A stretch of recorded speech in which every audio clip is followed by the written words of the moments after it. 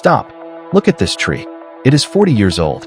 It has survived wars, droughts, and the test of time. But if you bring it home today, statistically, it has a 90% chance of being dead within 30 days. You've heard it before. They're so hard to keep alive. I have a black thumb. It looked great for a week. But I'm here to tell you, it's not you. You've just been lied to about what this tree actually needs. Hi, I've been growing bonsai indoors for over a decade. And today, I'm going to give you the hard truths. The secrets the nurseries don't put on the tag. We're going to fix the watering, we're going to master the light, and we're going to stop the bugs before they start. By the end of this video, you won't just be a plant owner, you'll be a tree keeper. But first, the biggest mistake. Is this tree even supposed to be inside your house? Let's look at the two types of bonsai. If you have the wrong one, nothing else matters. Let's dive in. If you have a juniper or a pine, I have bad news. It's an outdoor tree. Keeping it inside is like you living in a closet forever. It needs winter. It needs rain. But if you have a ficus, a jade, or a Schefflera, we can work with that. For indoor success, you need a tropical species. And the number one rule? Light is food. That corner you think is bright? It's a desert to your tree. You need to be right in the window. South-facing window is gold. East-facing is silver. If you don't have that, you aren't a failure. You just need a grow light.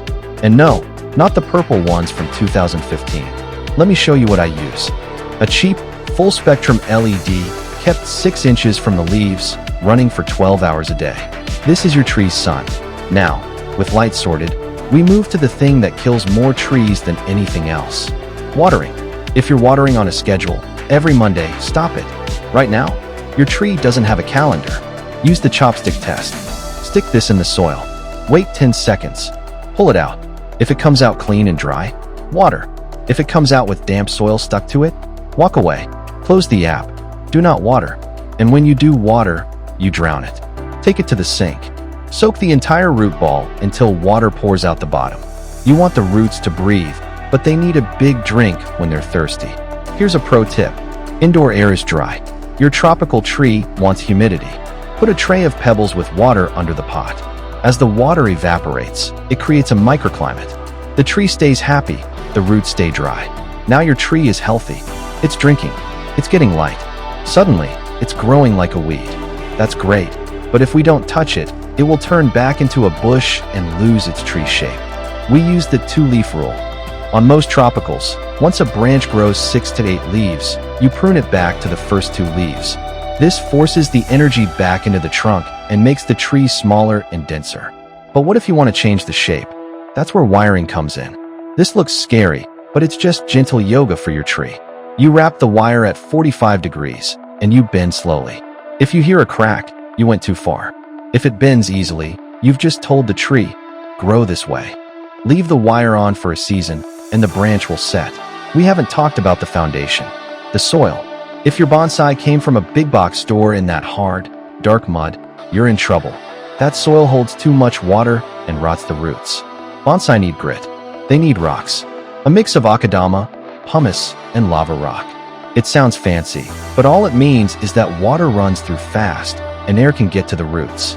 Since water runs through so fast, it washes away nutrients. You have to fertilize, but use a liquid fertilizer, half strength, every 2 weeks during the growing season. Think of it as a light snack, not a heavy meal. Okay, you're doing everything right, but one day you see this. Spider mites, or little white flies. Indoors, pests are public enemy number 1. Prevention is the cure. Once a month, I spray my trees with neem oil. It smells like garlic and regret, but it suffocates pests before they become a problem. Spray the trunk, the branches, the underside of every leaf. Stick a yellow sticky trap in the soil. It's like flypaper for gnats. If you see a swarm, it means your soil is staying too wet. Here's a silent killer you've probably never heard of. Soil heave. Over months of watering, the soil level drops. You look, and the top roots are exposed to dry air. They die. The tree starves. Once or twice a year, you need to top dress. Add fresh soil on top. Tuck it in around the roots. It's like tucking your tree into bed. It protects the roots and gives it fresh nutrients. Remember, even indoor trees have seasons. In winter, when light dips, your tree rests. It might drop some leaves. Don't panic. Don't overwater. Just wait. Caring for a bonsai isn't a chore. It's a meditation. It's you slowing down to match the pace of a tree. It's not about making the tree grow fast. It's about being there to watch it grow slow. This tree is 40 years old. If you follow these steps, it could easily see your grandchildren. You aren't just keeping a plant alive. You're keeping a legacy. I'll see you in the next one.